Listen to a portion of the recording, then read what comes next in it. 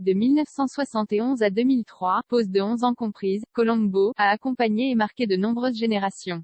Mais comment ça se termine? Si vous n'avez pas tout bien suivi ou si votre mémoire vous met au défi, on vous raconte la fin de la série.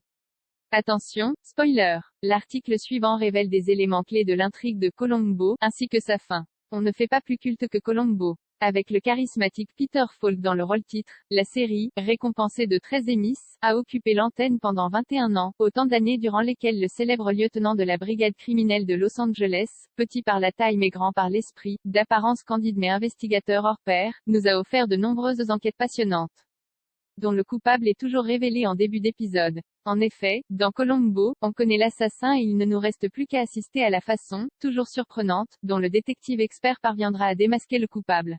Et c'est le 30 janvier 2003 que sa dernière enquête a été diffusée avec un ultime épisode intitulé Colombo mène la danse.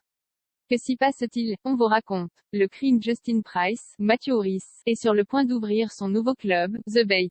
Il doit recevoir également une aide financière de la part de Tony Galper, Carmine Giovinazzo, gangster et fils d'un mafieux notoire de la côte Est venu à Los Angeles pour conclure l'affaire.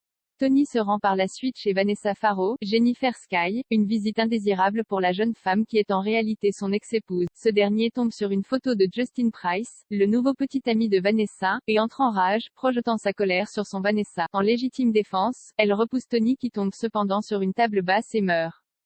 Vanessa appelle alors Justin à la rescousse et le couple se met d'accord. La police ne doit pas être appelée en raison de la parenté de la victime et du financement important sur le point d'être transféré.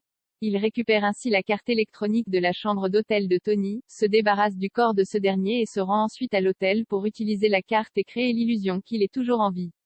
Du chantage et un second crime. La situation se complique toutefois, les événements ont été secrètement photographiés par Linwood Coburn, Douglas Roberts, un photographe de tabloïd qui appelle Vanessa pour lui dire qu'il est au courant de tout et envoie une preuve par email à Justin. Il offre à ce dernier les négatifs et les tirages pour $250 000. Justin accepte de payer. Les deux hommes se rencontrent le même soir. Cependant, Justin a l'intention de tuer le photographe et de faire passer sa mort pour un suicide. Il met ainsi son plan à exécution, il l'étrangle, passe un nœud coulant autour de son cou, l'attache à un radiateur, se débarrasse des preuves photographiques et tape une fausse note de suicide sur son ordinateur. Ce dernier reprend cependant conscience soudainement. Justin le pousse alors et, dans sa chute, Linwood passe par la fenêtre et atterrit dans l'allée en contrebas. L'enquête Colombo est évidemment appelée sur la scène du crime. Le problème est que lorsque ce dernier enquête sur le suicide, il remarque que Linwood a récemment utilisé un rince-bouche et a laissé des coupures d'ongles dans les toilettes. Pour lui, ça ressemble plus à l'attitude d'un homme qui se prépare pour une femme que pour un suicide. En outre, un technicien découvre que le clavier de l'ordinateur de la victime manque d'empreintes digitales, à cause des gants, et qu'une page du calendrier de Linwood est déchirée. Colombo trouve étrange que quelqu'un prenne la peine d'arracher une page en cours de son calendrier avant de sauter par une fenêtre. Il en est sûr, quelqu'un veut lui faire croire qu'il s'agit d'un suicide et il s'avère qu'un indice d'indentation d'écriture révélera une adresse, celle du club où il se rend immédiatement et interroge Justin.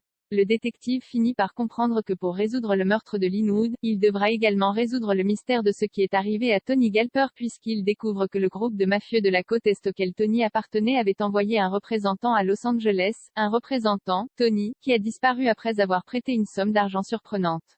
Durant l'enquête, Justin parle à Colombo de la dépendance au jeu de feu Linwood dans l'espoir d'induire le lieutenant en erreur. Plus tard, le détective tombe sur un message vocal destiné au photographe, il doit de l'argent à un homme à qui Colombo rend immédiatement visite. Là, il comprend que le paparazzi utilisait le jardin de cet homme pour espionner Vanessa, c'est comme cela qu'il a été témoin de la mort de Tony. Il interroge alors cette dernière. La révélation enfin, dans un dernier twist, Colombo remarque que l'un des aquariums de la piste de danse du club de Justin contient moins de poissons et est plus petit que les autres. En effet, Justin a commis l'erreur de cacher le corps sous l'un des réservoirs qui devait bientôt être installé, ce qui l'a obligé à en installer un plus petit. Cette incohérence n'a donc pas échappé à Colombo qui obtient un mandat pour confirmer ses soupçons.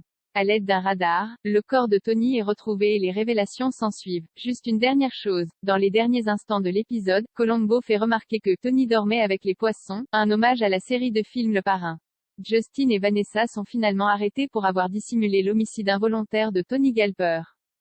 Colombo quitte ensuite le club, satisfait. Et c'est la fin de